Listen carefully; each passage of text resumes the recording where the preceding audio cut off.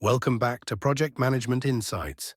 Today we're tackling a very common and critical challenge in project management: resource leveling. This is all about how we adapt our project schedule when we're faced with real-world resource constraints. In project management, we often create our initial schedules assuming we have ideal access to all the resources we need. But the truth is, resources are almost always constrained. What happens when your carefully planned project hits a bottleneck, perhaps due to limited personnel? Let's walk through an example to illustrate this. Imagine we have a project with its activities and dependencies already defined. Now let's say that for some reason, the duration of activity C needs to be increased to 8 weeks. On top of that, let's assume we only have 2 specific resources available for a particular type of work that both activity C and perhaps another activity, activity F, require. In our original unconstrained schedule, C and F might have run at the same time or overlapped.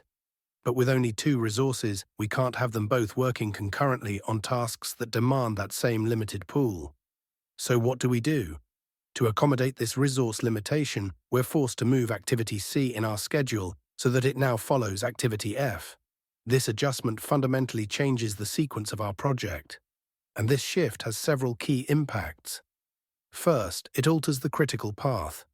By moving activity C to resolve the resource conflict, the sequence of critical tasks in our project, which dictates the shortest possible completion time, will very likely shift. Second, it impacts float.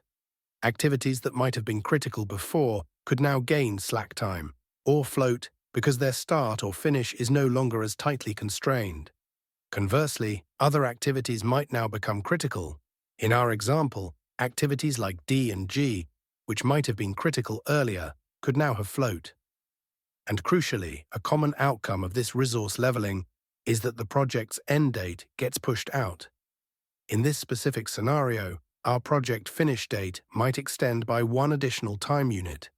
This entire process of reorganizing activities to smooth out resource overloads and avoid conflicts is precisely what we call resource leveling.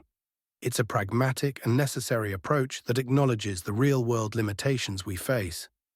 When resources are constrained, extending the project finish date can become a necessary adjustment to ensure the work can be completed realistically and effectively.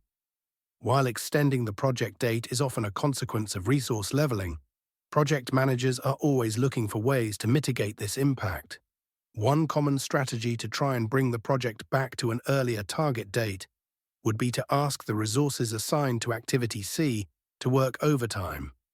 However, as we've discussed in previous episodes, relying on overtime should be a strategic decision for short-term course correction when unexpected issues arise, not a foundational element of your schedule.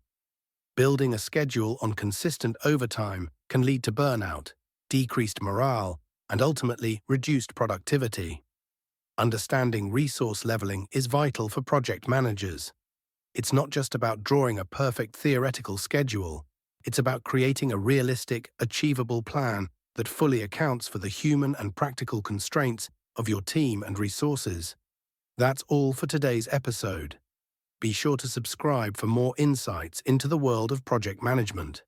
Until next time, keep your projects governed and on track.